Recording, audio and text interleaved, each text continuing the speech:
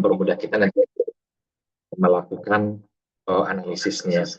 Nah, selanjutnya adalah tahapannya sama. Yang pertama kali kita lakukan itu adalah harus menghitung berapa nilai reaksi, berapa besaran momen primer yang terjadi pada masing-masing batangnya. Nah, yang pertama di sini yang perlu kita lihat ada dua pembebanan gitu ya. Nah, untuk beban yang pertama itu adalah beban merata, di mana persamaan yang digunakan apabila gambar yang kita asumsikan itu adalah tumpuannya jepit-jepit, maka ini persamaan yang kita gunakan 1/12 KL pangkat 2. Ini masih sama dengan yang ada pada contoh soal pada pertemuan sebelumnya gitu ya.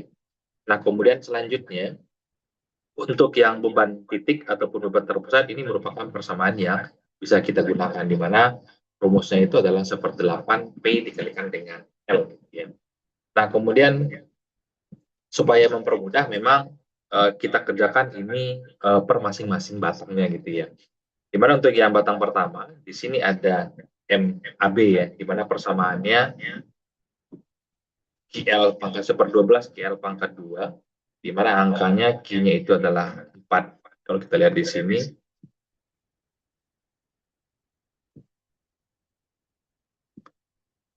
nah nilai Q itu adalah 4 kg per meter. Nah, di mana L-nya itu adalah 5 meter, kemudian kita dapatkan nilai secara keseluruhan momen primer untuk yang MAB itu adalah minus 8,3. Nah, di mana kalau untuk yang MAB di sini, ini merupakan arah momennya, di mana tandanya adalah positif. Nah, kemudian untuk yang MBA, arah momennya seperti ini, searah dengan arah jarum jam, tandanya adalah tanda positif gitu ya. Nah, karena memang tidak ada beban lain yang bekerja di sana, maka yang membedakan itu adalah hanya berupa tandanya saja. Kalau di sini tandanya itu negatif, sementara untuk yang di MBA ini tandanya positif sesuai dengan arah ada momen seperti yang ada di sini. Nah, kemudian selanjutnya yang batang yang bisa kita hitung juga itu adalah yang ada di MBC dan yang ada di MCB. Nah, untuk yang di MBC di sini, ini adalah persamaan yang bisa kita gunakan dalam menghitung berapa besaran momen primer yang terjadi akibat adanya beban titik gitu ya.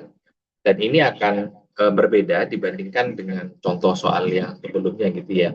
Di mana pada contoh soal sebelumnya kita menggunakan persamaannya itu adalah B dikalikan dengan A dikalikan B pangkat 2 dibagikan dengan L gitu ya. Nah, yang membedakan di sini adalah karena memang asumsi tumpuan yang kita berikan. Kalau pada bagian di sini tumpuannya adalah tumpuan jepit-jepit, sementara pada bagian sisi ini kita asumsikan tumpuannya adalah sendi gitu ya, sehingga persamaan yang kita gunakan juga akan berbeda. Nah, ini persamaan yang kita gunakan untuk tumpuan yang sendi tadi, di mana 1/8 PL gitu ya, di mana P-nya itu tadi adalah 10 kg, L-nya itu adalah 6.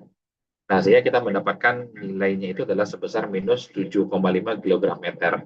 Nah, begitu juga untuk yang di MCB ini juga sama dengan yang untuk MAB tadi gitu ya. Jadi kalau kita buatkan gambarnya kan lebih kurang seperti ini ya. Jadi ini tumpuannya sendi-sendi. Kalau untuk yang ke BC, tandanya di sini adalah negatif. Sementara untuk yang di CB, sini tandanya adalah positif karena searah dengan arah jarum jam. Ini juga sama yang terdapat pada beban merata ya. Bebannya dari jepit-jepit ya di sini. Ini juga sama. Nah, untuk yang di batang AB, kemudian juga untuk yang di DC, ini tidak bisa kita hitung berapa besaran momen yang terjadi. Di mana kalau kita review kembali, momen itu merupakan perkalian gaya dikalikan dengan jarak. Jaraknya ada, akan tetapi gayanya tidak ada gitu ya. Sehingga tidak bisa kita hitung berapa besaran momen primer yang terjadi di sana. Nah, sehingga yang kita dapatkan itu hanya ada yang ada di sini. Jadi hanya ada 2 buah batang yang bisa kita hitung besaran momen primernya. Sementara untuk yang batang BD, kemudian batang C ini kita tidak bisa hitung berapa besaran primer. Nah, selanjutnya adalah faktor kekakuan balok. Di mana faktor kekakuan balok ini kaitannya adalah titik itu akan berhubungan dengan balok yang mana gitu ya.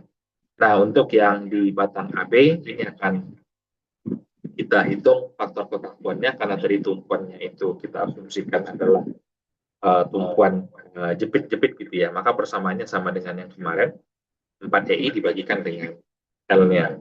Nah, kemudian selanjutnya untuk yang di BD ini juga sama, faktor kekakuannya kita asumsikan di sini nilainya adalah 4 EI juga, di mana yang membedakan adalah nilai L-nya ya, 4 EI dibagikan dengan L. Nah, kemudian juga untuk yang di BC dan CE, untuk kekakuan ini juga masih diasumsikan tumpuannya itu adalah tumpuan jepit-jepit gitu ya, di mana 4i dibagikan dengan L gitu ya. Nah, tadi coba dicek kembali ya persamaannya di sini, saya agak ragu apakah ini tumpuan sendi-sendi ataupun jepit-jepit gitu ya. Kalau melihat dari sini seharusnya ini tumpuannya jepit-jepit ya, karena memang hanya ada satu beban yang ada di sana. Nah, kemudian selanjutnya, setelah kita dapatkan nilai faktor kekakuan ini, di mana faktor kekakuan ini berpengaruh terhadap nilai EI masing-masing batangnya. Ini merupakan nilai EI pada masing-masing batang. Sehingga kita mendapatkan faktor kekakuan AB, BC, BD, kemudian juga E yang bekerja di sana. Kalau untuk tumpuannya itu adalah sendi-sendi, persamaan yang kita gunakan adalah 3i dibagikan dengan L. Ya. Nanti saya akan coba cek untuk persamaan yang ada di sini. Nah, kemudian selanjutnya kita bisa melanjutkan perhitungan untuk menghitung faktor distribusi balok. Nah, ini juga berkaitan antara titik yang akan kita tinjau nilai faktor distribusinya, ini akan berhubungan dengan batang atau balok yang mana saja gitu. Biasanya kalau seperti yang ada di gambar di sini, kalau kita tinjauan kita adalah untuk yang di titik B ini, maka ini akan berhubungan dengan BA, akan berhubungan dengan BC, kemudian juga akan berhubungan dengan BD. Nah, begitu juga untuk yang di titik C ini, dia akan berhubungan dengan batang CB, kemudian akan berhubungan dengan batang C. Itu yang perlu diperhatikan bagaimana menentukan nilai dari faktor distribusinya. Nah, untuk yang di MBA di sini, dia akan berhubungan dengan dua buah batang yang seperti yang kita lihat tadi. Kemudian juga untuk yang di BC, ini juga berhubungan dengan dua buah batang. Jadi ini angka dia dibagikan dengan angka dia sendiri. Kemudian ini untuk yang di BA, kemudian ini untuk yang di BD.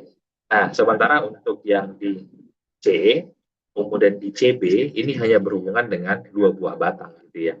Nah, potokannya pasti. Jadi kalau di atasnya 0,67 seperti ini, di bawahnya pasti juga akan ada 0,7 gitu ya. Itu yang akan membedakan antara satu batang dengan batang ini dalam menentukan nilai faktor distribusinya. Nah, baru nanti kita akan susun dalam bentuk tabel distribusi seperti yang ada di gambar di sini. Karena pada baris pertama yang ada di sini, ini merupakan nilai ataupun titik joinnya yang ada di sini. Kemudian ini merupakan nama balok ataupun nama batangnya. Nah, kemudian di sini adalah nilai faktor distribusinya. Kemudian yang terakhir di sini merupakan nilai momen primernya gitu ya. Nah, biasanya kan kita bikin dalam bentuk balance pertama, kemudian ini balance kedua, kemudian ini tiga dan empat gitu ya. Nah, kebetulan di sini kan sudah dibuatkan dalam persamaan ini bagaimana mendapatkan hasil dari distribusi ini persis sama seperti contoh-contoh soal sudah kita bahas sebelumnya, baik pada balok menerus ataupun pada simpel beam gitu ya. Nah, seperti di sini sudah dibikin dalam kotak berwarna merah di sini, ini merupakan hasil dari distribusi dari momen primer yang ada di atas gitu ya, di mana ini didapat misalnya untuk yang di BA di sini ini didapat dari 8,33 dikurangkan dengan 7. Yang ini dikurangkan. Nah, tetapi misalnya kalau di sini tandanya di sini positif, maka itu dijumlahkan ya persamaannya dari sini, bukan dikurangkan gitu ya. Nah, kemudian dikalikan dengan minus 1, kemudian dikalikan dengan faktor distribusi 0,28. Ini terdapat nilai 0,23. Begitu juga untuk yang di BC, yang membedakan itu adalah faktor distribusinya. Begitu juga untuk di BD, kemudian CB, dan lain ini untuk yang di posisi C-nya. Ini persis sama dengan contoh-contoh soal sudah kita bahas pada pertemuan sebelumnya. Dari sini ternyata kebetulan pada siklus keempat, di sini angkanya sudah mendekati angka 0. Walaupun tidak seperti contoh kemarin, itu kan sudah benar-benar sampai dengan 0,00 gitu ya. Di mana jadi yang terkecil itu adalah nilai dari 0,001 kemudian 0,002. Nah, setelah itu secara keseluruhan ini dijumlahkan untuk mendapatkan berapa nilai momen ujung jepit pada masing-masing batang. Jadi setelah kita melakukan perhitungan, ternyata inilah nilai dari momen ujung jepit setelah kita lakukan pendistribusian. Nah, pendistribusian ini kan terjadi seperti pertama adalah pengaruh dari adanya tumpuan yang digunakan ataupun tumpuan yang kita asumsikan. Yang kedua adalah berdasarkan dari bebannya. Kemudian yang ketiga adalah titik dari join itu dia akan berhubungan dengan batang yang mana saja. Seperti yang kita lihat gambar pertama tadi, seperti di sini ya. Kalau kita akan meninjau yang di batang B di sini, berarti ini akan berhubungan dengan batang BA dan AB. Kemudian di sini akan berhubungan dengan batang BC. Jadi sementara untuk yang di sini, ini kan ada dua ya. Yang pertama itu adalah AB, kemudian di sini ada BA. Yang terakhir di sini ada BC. Nah, kemudian untuk yang di sini, ini juga sama. Di sini akan berhubungan dengan batang BC, dan batang CB, kemudian dengan batang CE. Nah, sementara di sini hanya dua gitu ya. Untuk yang BD dan DB gitu ya. Ini juga sama, ini hanya dua. CE dan IC. Nah, ini yang kita lihat tadi persamaannya berbeda gitu ya. Ini kan hanya ada bersentuhan dengan dua buah batang, ini dua batang, sementara yang ini ada tiga buah batang yang bersentuhan di sana. Nah, di sini saya sudah buatkan dalam bentuk Microsoft Excel seperti yang ada di sini. Nanti kalau di double klik di dalam Excel ini, nanti akan keluar persamaan dari mana datang 0,23, 0,2, 0,56 sampai dengan yang ada di bawah di sini. Itu sudah bisa diklik karena ini terhubung dengan Microsoft Excel. Jadi saya akan bagikan materi ini yang ada ke dalam classroom gitu ya. Nah, ini adalah contoh terakhir dari contoh soal metode cross dalam penerapan pada sistem portal ya. Sekarang kita akan coba masuk untuk contoh untuk metode yang lain di mana kita akan bahas metode yang baru yang namanya adalah metode slope reflection.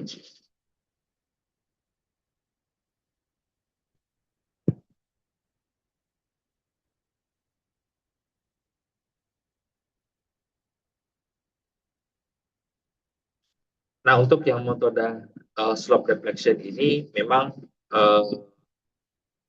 cukup berbeda jauh ya jika dibandingkan dengan metode cross tadi. Yang seharusnya nanti kalau kita bandingkan, jadi kita akan membahas itu ada empat mode ya, mode yang akan kita gunakan. Yang pertama itu adalah metode cross ataupun distribusi momen. Yang kedua itu adalah slope deflection. Kemudian yang ketiga itu adalah metode Clapeyron. Kemudian yang terakhir itu adalah metode matrik. Nah, untuk yang metode matrik ini kita akan menggunakan Microsoft Excel untuk mempermudah kita nanti dalam melakukan analisis perhitungan, karena memang kalau dilakukan secara manual ini akan memakan waktu yang cukup panjang. Nanti yang metode matrik ini dia akan berhubungan dengan beberapa matrik gitu ya. Pertama di sini dia akan matrik kekakuan, kemudian nanti di sini akan ada matrik kekakuan ini, akan ada lagi matrik berupa matrik transformasinya, kemudian nanti akan ada lagi matrik kekakuan global, baru nanti akan ketemu seperti yang sudah kita hitung tadi, kita akan bisa menghitung berapa nilai gaya yang belum diketahui nilainya. Gaya ini juga ada dua, ada yang gaya arah sumbu X, ada gaya arah sumbu Y. Nah, inilah yang menjadi alasan mengapa untuk yang metode matrik ini harus menggunakan Microsoft Excel. Memang tahapannya cukup panjang, kemudian juga yang akan kita cari itu juga lebih banyak gitu ya.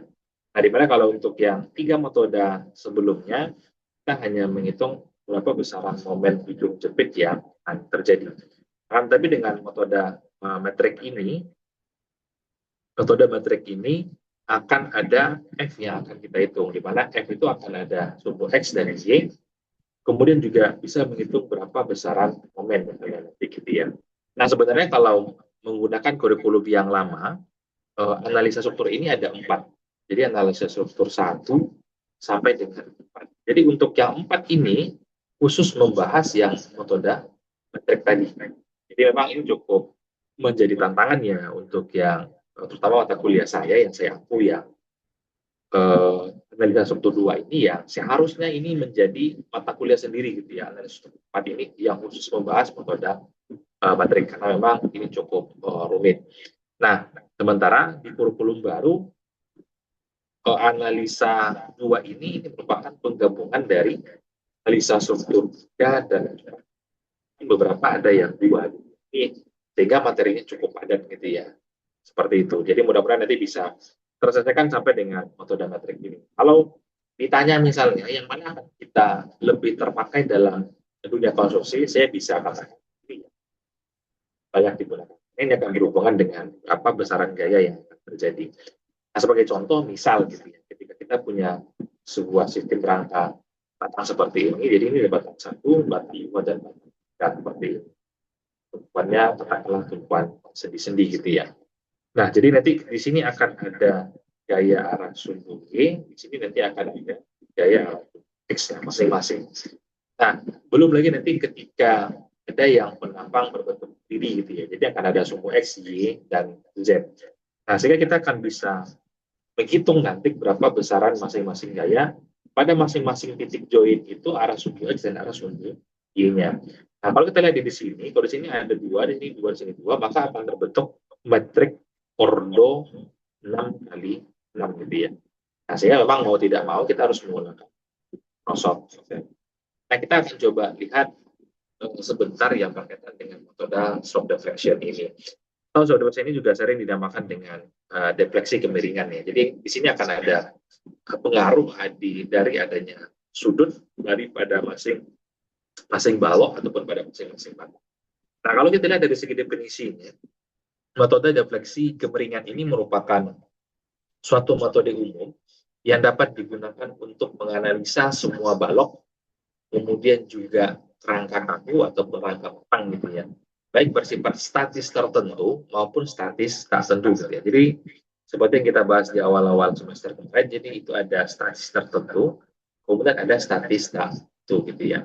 Nah, dimana kalau untuk yang statis tertentu kemarin, yang sering kita hitung itu adalah nilai reaksi perletakannya, kemudian juga berapa besaran momennya. Nah, tapi kalau untuk yang statis tertentu, kita bisa menghitung besaran momen primer yang terjadi, termasuk juga berapa gaya yang terjadi pada masing-masing batang ataupun pada masing-masing titik join. Sehingga memang kalau untuk yang statis tertentu, ngapain kita menggunakan metode slope deflection yang cukup rumit gitu ya. Sementara ini lebih banyak menggunakan bisa digunakan untuk menghitung sesuatu yang memang lebih kompleks. Nah, berdasarkan pengandaian bahwa semua deformasi ini disebabkan hanya ada pengaruh momen luntur. Jadi ketika ada momen yang bekerja pada suatu batang ataupun pada suatu balok, maka akan terjadi deformasi yang pada balok tersebut. Misal seperti yang ada di sini misalnya. Jadi kalau kita pada sistem portal yang ada di sini, ketika ada sebuah beban yang bekerja, apakah beban dari sisi sebelah horizontal ataupun pada bagian sisi vertikalnya, maka akan terjadi displacement yang terjadi pada masing-masing baloknya, lebih kurang seperti ini. Nah, sehingga di sini dinamakan dengan delta, di sini juga dinamakan dengan delta. Di mana delta itu adalah perpindahannya. Jadi dari posisi awal ke posisi akhir setelah adanya beban yang bekerja gitu. Harapannya adalah kalau kita aplikasikan dalam kondisi yang nyata, jadi ketika ada misalnya beban gempa yang bekerja gitu ya. Jadi yang berwarna biru ini adalah kondisi ketika adanya beban gempa. Yang kita harapkan itu adalah setelah beban gempa itu tidak ada, dia akan kembali ke posisi yang semula. Nah, apabila ini bisa tercapai, maka bangunan yang berdampak dari adanya gempa itu dia tidak akan mengalami kerusakan. Nah, akan tetapi yang menjadi masalah adalah ketika dia tidak kembali lagi ke posisi yang semula gitu ya. Bahkan kondisinya menjadi lebih parah. Nah, ini kan ada kesalahan dalam melakukan strukturnya. Nah, memang ketika akan melakukan analisis struktur untuk suatu bangunan, terutama untuk yang daerah dengan indeks gempa yang cukup tinggi, memang ada beberapa poin yang perlu diperhatikan agar koefisien-koefisien yang kita gunakan ini benar-benar memenuhi persyaratan gitu ya. Nah, selanjutnya di sini akan ada beberapa asumsi yang akan kita gunakan nanti. Yang pertama adalah semua titik kumpul ini dianggap kaku gitu ya. Kalau yang metode cross itu kan kita asumsikan semuanya itu ada yang jepit-jepit, ada yang jepit sendi, ada yang jepit sendi gitu ya. Nah, kalau di sini diasumsikan hampir semuanya ini adalah kondisi yang kaku, gitu ya. Sehingga nanti ini yang akan membedakan tahapan perhitungan yang ada pada metode cross dibandingkan dengan metode subtraction. Nah, di mana untuk yang metode studi kumpul ini merupakan ada beberapa hal yang perlu diperhatikan di sana. Pertama adalah sudut antara dua bidang sebelum dan sesudah deformasi adalah sama. Jadi ketika ada beban yang bekerja, kemudian setelah dan sebelumnya kita anggap sudutnya itu sama. Yang kedua adalah titik kumpul berdeformasi secara bersama-sama. Ini yang dimaksud dengan ya, karena itu kan dia sudah tidak bisa bergerak 100% gitu ya. Nah, sehingga akan berpengaruh terhadap deformasi yang terjadi pada balok yang kita tinjau. Selanjutnya adalah gaya ataupun aksi yang terjadi akibat perubahan panjang ini diabaikan. Nah, seperti yang kita sampaikan tadi kan sini ada nilai delta L gitu ya. Jadi ketika ada beban yang bekerja, terjadi perubahan panjang. Jadi awalnya misalnya panjang batang di sini misalnya 1 meter gitu ya. Setelah adanya perubahan mungkin di sini berubah menjadi 1,2 meter. Nah, ini diabaikan untuk yang delta L. Nah, selanjutnya adalah mengenai keseimbangan. Ini sama saja. Jadi untuk keseimbangan momen, semua momen sama dengan nol gitu ya. Nanti kita akan lihat ada momen-momen apa saja yang akan kita perhitungkan dalam perhitungan. Nah, selanjutnya di sini akan ada 3 momen yang akan kita perhitungkan nanti. Ini yang paling membedakan dibandingkan dengan metode cross tadi. Kalau metode cross itu momen yang kita itu hanya satu dia, momen primer, kemudian selanjutnya kita jumlahin akan kita dapatkan momen ujung jepit pada masing batang. Tetapi dengan menggunakan metode subreflection ini, momen yang terjadi itu akan kita tinjau dari beberapa sisi. Yang pertama adalah berdasarkan dari beban luar. Nah, beban luar ini bisa berupa adanya beban titik, kemudian juga bisa berupa adanya beban merata. Ya. Selanjutnya adalah momen akibat adanya putaran sudut. Jadi nanti putaran sudut yang ada pada masing-masing batang akan kita lihat seperti apa besaran. Selanjutnya adalah besaran nilai defleksi yang terjadi. Nah, akan tetapi di sini ada beberapa asumsi yang perlu kita perhatikan. Di sini kan ada rumus asalnya. Yang pertama di sini adalah momen akibat adanya momen luar. Di sini kan ada nilai G, kemudian di sini ada nilai B. Nah, itu merupakan beban luar yang akan terjadi. Jadi perhatikan nanti pada masing-masing balok itu, masing-masing batang itu, beban yang terjadi itu beban apa saja. Nah, ini yang perlu diperhatikan. Nah, ini sama saja sih seperti yang tadi. Nah, tapi di sini asumsinya berbeda ya. Kalau yang momen primer kan, kalau yang searah dengan arah jarum jam, nilainya positif biasanya kan sebelah kiri ini nilainya negatif ya untuk yang ya. Nah, untuk yang monodal subtraction ini posisinya berbeda dengan yang di metode cross. Kalau untuk yang beban luar, yang sisi sebelah kiri ini tandanya positif, eh, yang sebelah kiri ini ya tandanya positif, ini yang seharusnya negatif. Jadi ada perbedaan. Nah, selanjutnya adalah momen akibat adanya putaran sudut seperti yang ada di sini. Ini misalnya sebuah balok dengan tumpuan yang ada di sini adalah tumpuan jepit-jepit. Nah, kemudian akibat adanya beban yang terjadi, maka terjadi putaran sudut. Saya akan kasih simbol theta pada masing-masing titiknya.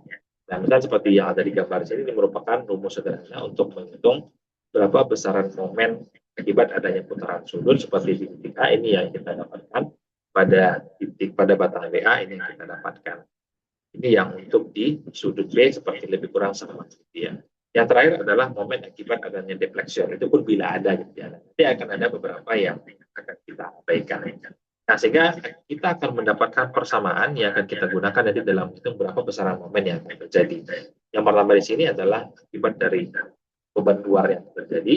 Yang kedua ini adalah momen akibat putaran sudut. Yang ketiga adalah momen akibat adanya defleksi yang terjadi. Nah, sehingga kalau kita masukkan pada masing-masing rumus ini, persamaan yang ada pada bagian sisi sini ya, akan menjadi seperti ini. Ini merupakan akibat adanya putaran sudut yang ada pada batang B. Kemudian ini adalah pengaruh dari defleksinya. Ini yang di A, ini yang ada di B. Ini kan ada dua ya, yang di sini. Dan selanjutnya ini yang ada di titik B. Nah, kemudian ini disederhanakan lagi. Ini disederhanakan lagi menjadi persamaan yang ada seperti nilai ini gitu. Nanti akan lebih jelas ketika kita masuk ke dalam contoh soalnya. Jadi ini merupakan rumus turunan yang akan kita gunakan nanti dalam melakukan perhitungan-perhitungan dengan menggunakan metode Soft-Development. Ini juga bisa digunakan baik pada balok menerus ataupun pada sistem formal, termasuk juga pada. Nah, selanjutnya di sini ada syarat batas konstruksi untuk yang tumpuan jepit-jepit, tumpuan yang jepit maksudnya di sini, MA-nya tidak akan sama dengan 0, kemudian putaran sudutnya akan sama dengan. Nah, apabila putaran sudut ini sama dengan 0, artinya bagian yang di sini, nah artinya pada bagian di sini, kalau putaran sudutnya 0, maka ini tidak perlu kita perhitungkan, tidak perlu kita perhitungkan. Apabila tumpuannya jepit. Akan tetapi kalau tumpuannya itu tidak jepit, maka kita akan menggunakan persamaan itu dalam perhitungan. Nah, selanjutnya untuk yang tumpuan sendi. Untuk tumpuan sendi, MA itu sama dengan 0, sementara untuk yang theta A-nya tidak akan sama dengan 0. Seperti itu ya. Artinya ini kita bisa hitung nilainya, ini juga akan bisa kita hitung. Nah, ini yang paling berpengaruh adalah ketika kita akan melakukan perhitungan untuk tumpuan yang jepit-jepit gitu ya. Nah, selanjutnya tetap menghitung momen primer dengan persamaan juga hampir sama dengan yang ada di metode cross tadi. Nah, momen primer ini yang terjadi di sini adalah ini pengaruh dari adanya beban luar ya atau momen luar. Nah, ini juga hampir sama dengan yang di cross persamaan yang kita gunakan. Nah, ini juga lagi-lagi yang pertama ini tergantung dari asumsi tumpuan yang kita berikan. Selanjutnya adalah beban yang akan terjadi. Nah, ternyata ini benar ya persamaan yang untuk yang contoh soal tadi ya, seper 8 P dikalikan dengan tumpuannya masih jepit-jepit tadi. Nah, ini persamaan yang bisa kita gunakan masih sama dengan yang ada di contoh soal yang sudah kita bahas pada awal pertemuan tadi. Kemudian ini untuk yang persamaan untuk beban merata atau adanya nilai Q. Nah, selanjutnya di sini ada perjanjian tanda. Yang pertama ya berkaitan dengan perputaran sudut ya. Tandanya di sini akan menjadi positif apabila secara dengan jarum jam, dan berlawanan jarum jam ini akan negatifnya bersama dengan asumsi yang sebelumnya. Selanjutnya di sini ada yang berkaitan dengan untuk defleksi. Kalau kondisinya seperti ini, tandanya di sini positif. Kemudian untuk yang sisi seperti yang ada di sini ya, kalau di sini ada penjepit, kemudian defleksi yang terjadi pada area yang ada di sini. Ini tandanya positif, tapi kalau kebalikannya di sini tandanya negatif. Nah, yang positif ini masih secara dengan jarum jam, ini berlawanan dengan jarum jam. Kita akan coba lihat contoh soal yang paling sederhana, di mana di sini belum kita masukkan nilai angka-angka secara keseluruhannya. Nah, kalau kita lihat di sini ada sebuah sistem portal ya dengan kondisi tidak sama panjang kakinya, di mana untuk yang gambar sisi sebelah kiri ini adalah batang AB, panjangnya itu adalah meter, tidak ada beban apapun yang bekerja di sana. Selanjutnya di sini ada batang BC, di mana di sini nilai P sebesar 8, jadi satuan tidak ada. Nah, jadi kita akan coba melihat penurunan rumusnya seperti apa. Selanjutnya di sini ada titik C dan ada titik D dengan panjang ataupun tingginya sepanjang katakanlah 2 meter. Gitu. Nah, kemudian di sini sudah diberikan beberapa asumsi-asumsi. Yang pertama adalah defleksinya ini dianggap dengan 0 gitu. Artinya nanti yang bagian di sini nilainya sama dengan 0, artinya tidak perlu kita hitung gitu ya. Selanjutnya di sini juga diberikan asumsi yang lain bahwa syarat batas konstruksi untuk yang struktur samping ini titik A dan titik D tumpuannya adalah jepit-jepit. Seperti yang kita bahas di awal tadi, ada persyaratan untuk yang tumpuannya jepit-jepit, maka putaran sudut di titik A itu sama dengan 0. Kemudian putaran sudut yang ada di titik B itu juga sama dengan 0. Ini adalah akibat dari adanya putaran sudut apabila tumpuannya jepit seperti yang diasumsikan yang ada di sini. Nah, sekarang kita akan coba lihat tahapan-tahapannya.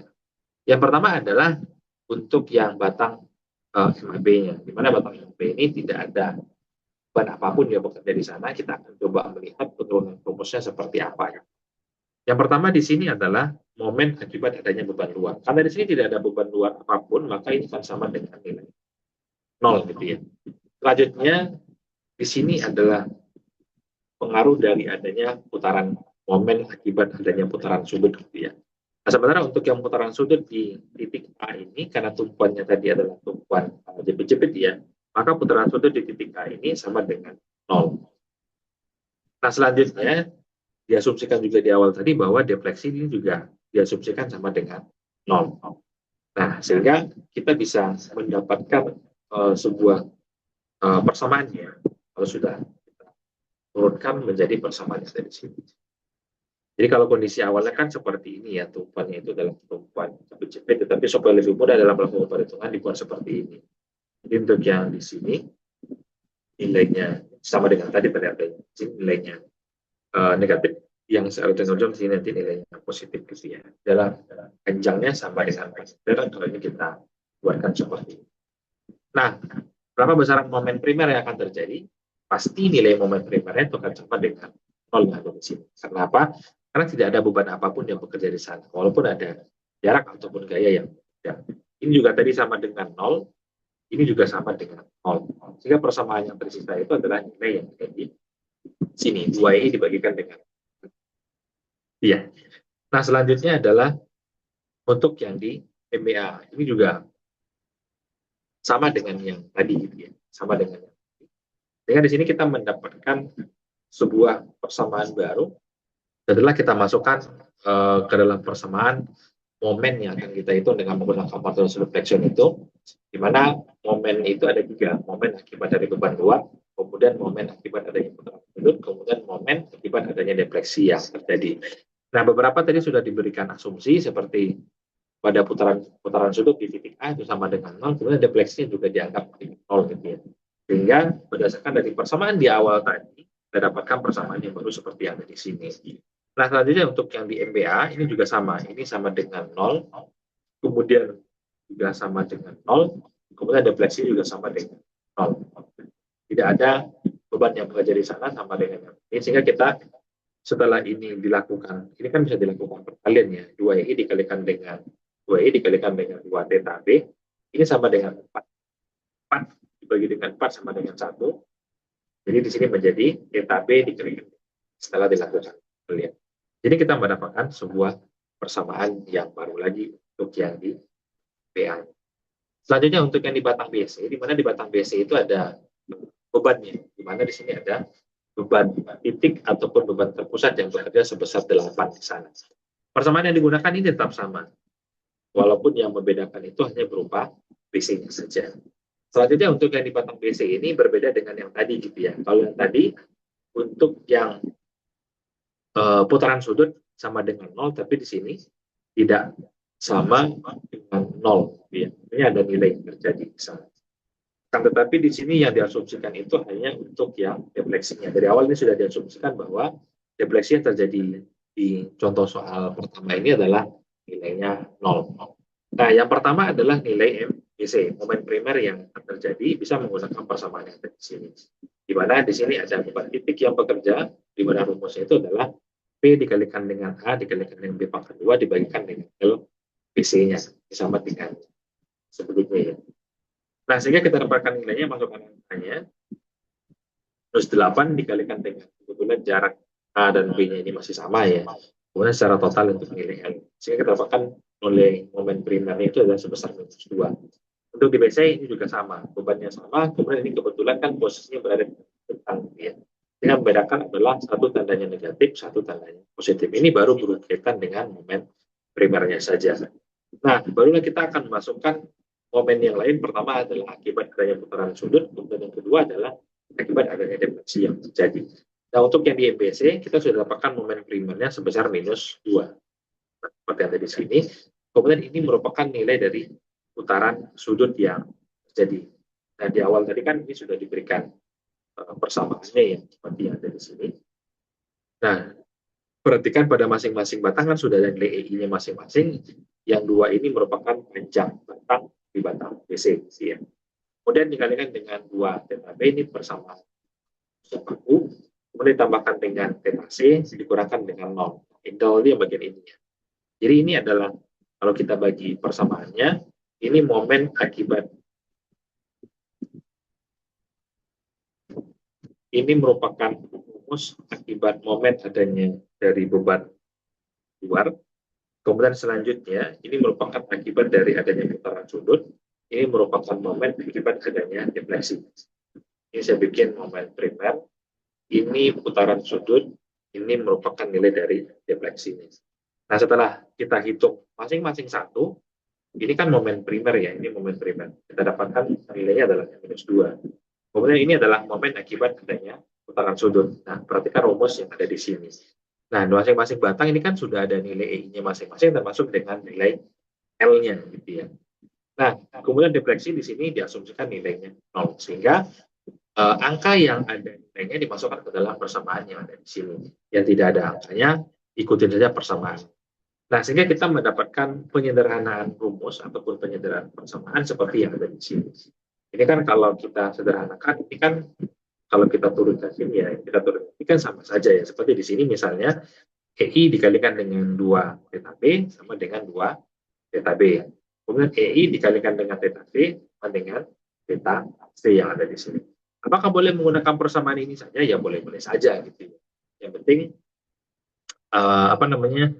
ketika nanti akan dilakukan substitusi ataupun eliminasi, ini terpenuhi semuanya. Ada bagian-bagian yang ini pada masing-masing sama.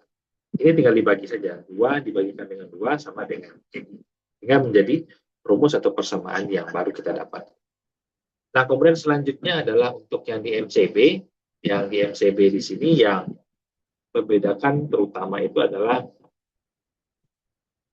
untuk yang di MBC di sini, lihat ya, di sini yang ada nilai dikalikan dengan 2 adalah theta B-nya. Nah, sementara untuk yang di MCB, yang dikalikan dengan 2 adalah theta C-nya. Pedomannya sesuai dengan yang ada nama masing-masing. Ini sama dengan yang tadi, ini merupakan momen primer akibat dari adanya beban luar. Kemudian ini merupakan momen akibat putaran sudut. Selanjutnya di sini adalah nilai dari defleksi. Seperti mana tadi di awal ini sudah diasumsikan ini sama dengan 0. Nah, kemudian masukkan angka-angka dari yang sudah diketahui. Seperti di sini ada momen primer sebesar 2 tadi. Kemudian ada 2i dibagikan dengan L-nya di sini 2. Nah, kemudian di sini yang dikalikan dengan 2 itu adalah theta C. Karena memang tinjauan kita adalah untuk yang CB. Kalau di MBC tadi, yang dikalikan dengan 2 itu adalah theta B. Dikebalikannya. Nah, kemudian untuk ikan defleksi nilainya sama dengan 0. Nah, kemudian ini juga sama, kalau kita bagi, ini bagi menjadi 1 EI gitu ya. Nah, selanjutnya kita mendapatkan persamaan baru lagi untuk yang di batang CB-nya. Nah, selanjutnya adalah untuk yang di MCD. MCD ini sama kondisinya yang ada pada batang AB tadi ya, di mana tidak ada beban yang bekerja, sehingga pada bagian di sini nilainya akan sama dengan 0. Yang ada nilainya itu adalah akibat dari adanya putaran sudut ini dia nilai sama. Ini juga sama, ini bisa disederhanakan. Di sini kan kalau disederhanakan coret-coret, di sini menjadi 1 EI ya, awalnya ini menjadi 1 EI karena dikalikan dengan 2 theta C, maka di sini menjadi 2 theta C dikalikan dengan 1 EI. Nah, kemudian selanjutnya untuk yang di batang DC ini juga sama. Batang DC ini juga sama. Yang membedakan fokusnya adalah apabila untuk yang di DC, maka yang dikalikan 2 itu adalah nilai dari D-nya. Sementara kalau untuk yang di MCD, dikalikan 2 itu adalah nilai dari theta C-nya. Pedomannya di sini. Batang yang kita tinjau, kalau batangnya CD, berarti yang D-nya kita dikalikan dengan 2. Tapi kalau untuk yang di DC, maka D-nya yang kita 2. Sama dengan yang tadi ya, kita mendapatkan beberapa persamaan dalam melakukan perhitungan dari metode self detection ini. Jadi ingat, ini belum ada angka-angka yang lebih detail dibandingkan dengan contoh-contoh soal sebelumnya yang sudah pernah kita bahas. Nah, kemudian selanjutnya adalah kita akan masuk ke dalam syarat kesetimbangannya seperti apa. Nah, kalau syarat kesetimbangan itu adalah sigma momen akan sama dengan 0. Yang pertama di sini adalah sigma momen di titik B sama dengan 0. Nah, untuk yang kumpulan gaya yang ada di titik B itu ada gaya dari BA dan gaya dari BC. Kalau kita lihat dari gambar awal misalnya. Nah, fokus kita kan di sini ya. Fokus kita kan di sini. Sehingga yang kita hitung pertimbangan momen itu adalah momen BA, kemudian momen BC. Sehingga momen yang terjadi di titik B ini adalah momen dari BA dan momen dari BC yang sudah kita dapatkan nilainya tadi. Nah, persamaan ini akan kita masukkan ke dalam syarat GC. Di sigma momen yang terjadi di titik B ini merupakan momen yang terjadi dari batang BA, momen yang terjadi dari batang BC. Nah, ini diambil dari persamaan yang sudah kita dapatkan tadi. Sesuaikan saja dengan yang ada di sini. Untuk yang BA, masukkan yang BA. Untuk yang BC, masukkan persamaan yang BC ya. Nah, kemudian samakan. Jadi kalau ada koefisien-koefisien yang memiliki yang sama, koefisien konstantanya itu bisa dilakukan pembalian, penjumlahan, ataupun pengurangan. Nah, kalau kita lihat yang ada di sini, yang memiliki kesamaan itu adalah theta B, ini ada juga theta B gitu ya. Sementara untuk theta C ini tidak ada koefisien yang sama. Jadi di sini nilainya, ini kan sama dengan 1 ya, 1 theta B, kemudian di sini ada 2 theta B. Nah, tandanya di sini kan positif ya, artinya ini dijumlahkan, maka ini kita jumlahkan. Jadi yang bagian ini kita jumlahkan, yang memiliki nilai koefisien untuk konstanta yang sama itu dijumlahkan. Sehingga kita dapatkan di sini nilai adalah 3 theta B dikalikan dengan I. Selanjutnya ini enggak ada, dipindahkan di sini. Jadi yang tidak ada koefisien berupa huruf kita pindah ruaskan. Yang menjadi perhatian adalah kalau tanda awalnya sebelah kiri tanda negatif, setelah kita pindah ruaskan tandanya menjadi positif ya. Sehingga kita mendapatkan persamaan yang baru lagi dari sigma momen menuju ke titik B. Nah, selanjutnya adalah sigma momen menuju ke titik C. Kalau kita kembali ke gambar awal tadi, kalau fokus kita yang ada di titik C yang ada di sini, itu akan berhubungan dengan sini ya. Itu akan berhubungan dengan batang CB, kemudian berhubungan dengan batang CD. Maka gunakan momen yang sudah kita dapatkan tadi berupa momen dari batang CB dan momen yang ada dari batang CD. Dengan cara yang sama, seperti pada keseimbangan pada sigma momen menuju titik B tadi, ini juga sama. Jadi, untuk yang C tadi, momen itu adalah momen CB, dan untuk yang momen CD. Masukkan persamaannya. Ini adalah persamaan berdasarkan dari perhitungan dari momen MCB tadi, sementara ini merupakan momen dari MCD yang ada di sini. Sama dengan yang tadi, untuk yang koefisien atau konstanta yang memiliki kesamaan itu bisa dijumlahkan ataupun dikurangkan. Nah, ini kan ada persamaan seperti ini yang kalau kita kalikan dulu bisa menjadi 1 EI, kemudian dikalikan dengan 2 theta C, ditambahkan dengan theta B, dia akan menjadi seperti itu. Nah, kemudian kalau kita lihat di sini ada koefisien yang sama itu adalah 2 theta C di sini, kemudian di sini juga ada 2 theta C di sini, tandanya positif, maka ini bisa kita jumlahkan sehingga hasilnya menjadi theta C ini. Ini kita pindah ruaskan menjadi negatif 2 menjadi posisinya menjadi sebelah kanan. Sehingga kita mendapatkan persamaan kedua tadi berdasarkan dari syarat GC timbangan tadi. Jadi ini adalah persamaan pertama, ini adalah persamaan kedua. Nah, selanjutnya adalah kita kan akan mencari berapa besaran nilai theta C ini yang akan jadi berapa nilai theta B yang terjadi ya akibat adanya 3 momen yang terjadi tadi. Nah, persamaan ini yang akan kita lakukan eliminasi ataupun menggunakan metode substitusi. Nah, kalau koefisiennya sama seperti di sini, misalnya seperti ini ya, ini A ditambahkan dengan B sama dengan C. Kita bisa menggunakan metode eliminasi atau substitusi. Tetapi nanti, misalnya untuk persamaan pertama A, B, dan C, sini D. Persamaan kedua di sini hanya A, B, kemudian di sini C. Artinya kan ini kemudian ini nggak ada kan ya. Maka yang seperti ini kita akan menggunakan metode matrik dalam melakukan perhitungan. Tidak bisa menggunakan metode substitusi atau eliminasi. Nah, karena ini koefisiennya sama, persamaan 1 dan 2 ini sama, ini kan persamaan 1, ini persamaan yang kedua. Karena tujuan utama kita adalah ingin mengetahui nanti berapa nilai theta B dan berapa nilai theta C-nya.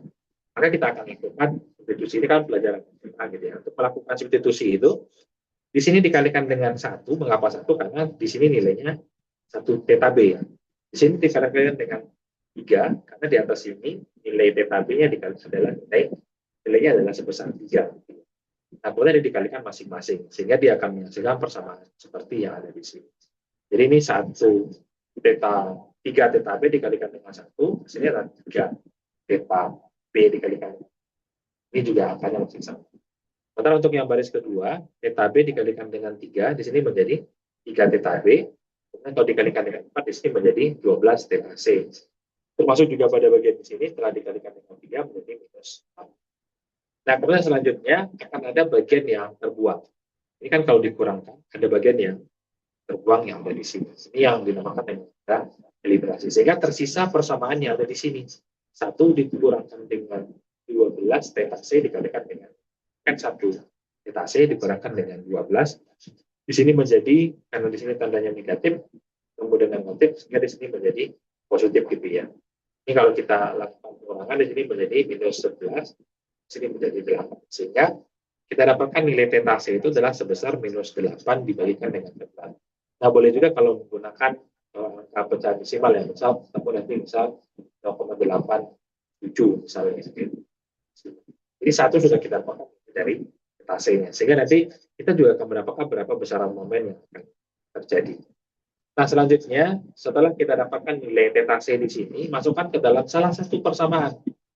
Boleh ke dalam persamaannya. Karena yang kita cari selanjutnya adalah nilai dari AB. Karena di sini sudah kita dapatkan salah satu nilainya, maka boleh menggunakan apakah menggunakan persamaan 1 atau menggunakan persamaan yang kedua. Sekarang kita coba gunakan yang untuk yang 1, di mana sudah ada nilai theta C yang diketahui di sini gitu ya.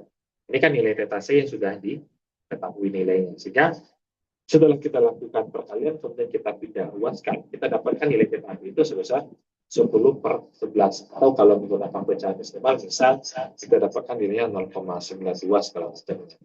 Nah, setelah kita dapatkan nilai theta C dan theta B, selanjutnya kita bisa menghitung berapa besaran momen yang terjadi pada masing-masing batang yang sudah kita hitung di awal tadi sudah kita dapatkan dalam bentuk persamaan.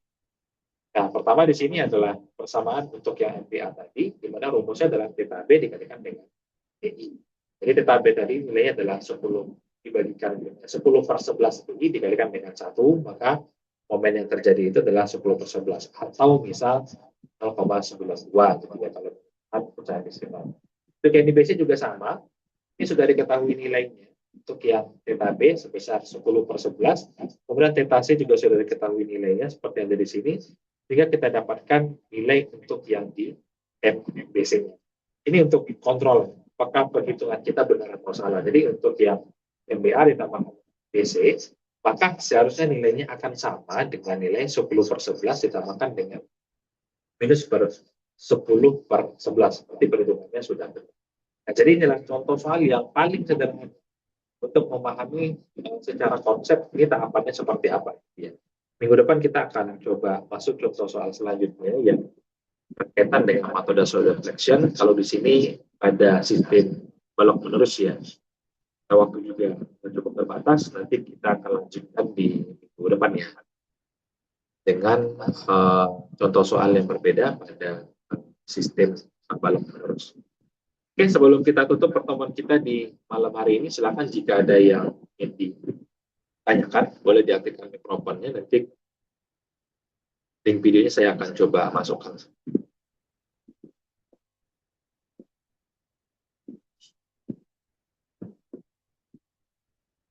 Baik, jika tidak ada yang ingin ditanyakan, maka kita cukupkan pertemuan kita di malam hari ini. Terima kasih yang sudah hadir di pertemuan kita di malam hari ini. Nah, saya tutup dengan Assalamualaikum warahmatullahi wabarakatuh. Selamat malam semua. Waalaikumsalam warahmatullahi wabarakatuh. Untuk